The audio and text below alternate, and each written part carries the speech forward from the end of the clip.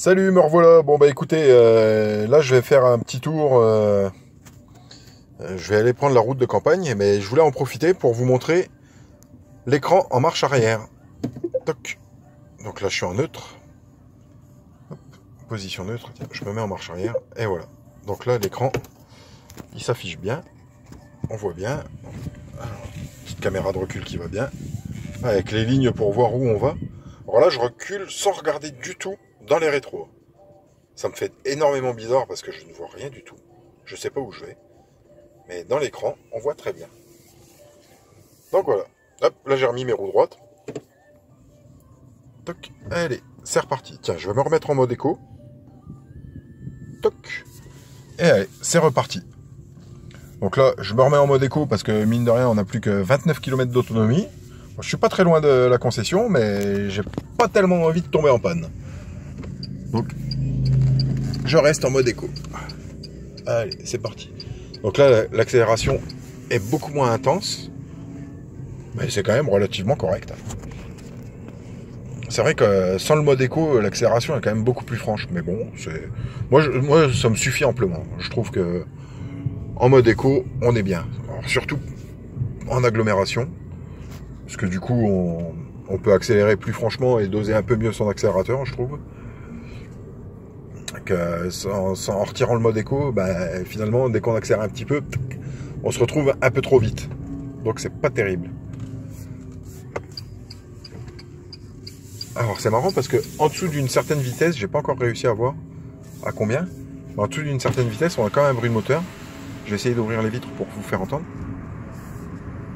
Donc la voiture, on l'entend arriver. Je sais pas si vous entendez bien, mais la voiture, on entend un bruit. Voilà. Donc ça par contre c'est quelque chose qui est très bien pensé, je trouve. Je suis désolé, devant moi il y a une très chouette moto qui fait un petit peu de bruit, donc voilà. Bon, bah, passer 30 km/h en fait le son se coupe. Bon, on va aller voir là, sur la petite route ce que ça donne. Ah, tiens, une hybride Toyota. Faudra que j'aille essayer une hybride Toyota, tiens. Pour la peine. Hop, voilà, ça me fait penser. Allez, je vais essayer de me faire ça. Je vais aller sur le site de chez Toyota et je vais réserver un essai d'hybride pour voir un peu.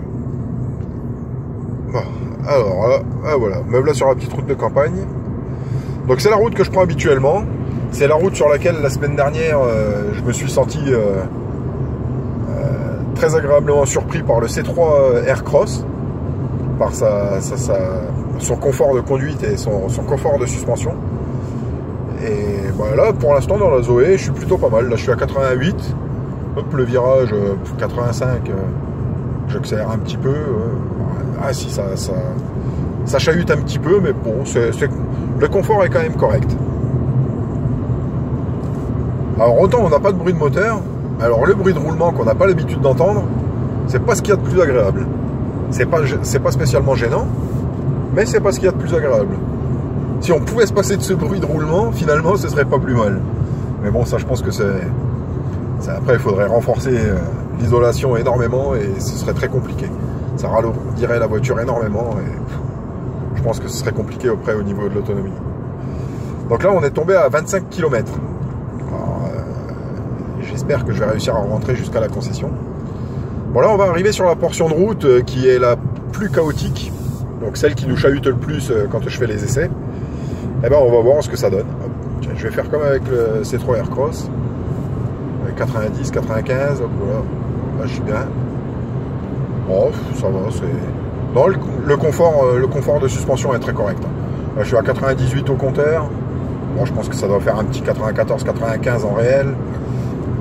Non, ça va, c'est très correct. C'est très très correct. Donc là, je me suis mis sur le GPS. Voilà, on a la cartographie, à côté on a les informations utiles, la radio, Tiens, hop, vous voyez, si j'appuie sur le flux, tac, ça me met la voiture. Et alors là, on voit, ça part, la petite flèche verte, elle part de la batterie vers le moteur. Et regardez, là, je vais relâcher tout, hop. Et là, ça repart en sens inverse. Et ça recharge légèrement la batterie. Et donc ça permet d'augmenter l'autonomie. Ça, je trouve que c'est vachement bien pensé. Je trouve que c'est vachement bien pensé parce que si on peut gratter quelques 7, 8, voire 10 km à la fin de la journée ou à la fin de la charge, ça peut être pas mal, je trouve. Bon, bah écoutez, voilà, moi mon essai il va se terminer là. Je vous ai fait le tour de la voiture. J'ai trouvé que c'est une voiture que je trouve plutôt pas mal. C'est la première fois pour moi que je conduisais une électrique. Et bon, bah, je vous cache pas que je suis agréablement surpris. L'expérience est à renouveler. Voilà, j'espère que ça vous a plu. Comme d'habitude, n'hésitez pas, si vous aimez ma vidéo, vous likez et vous la partagez, surtout en nombre, parce que plus j'aurai d'abonnés sur ma chaîne et plus je serai susceptible d'être contacté par les concessionnaires pour essayer des voitures. Voilà. Et s'il y a des concessionnaires qui voient les vidéos, eh ben n'hésitez pas, hein. Bientôt j'investis dans une GoPro, donc les vidéos seront de meilleure qualité. N'hésitez pas, vous me contactez, vous me laissez un message en commentaire. Moi je suis sur la région rémoise, donc dans le 51 autour de Reims. Les concessionnaires qui veulent me proposer des essais de voitures, je suis open, il n'y a pas de problème, je suis libre tous les après-midi. Allez, je vous remercie, une bonne journée à tous et à bientôt.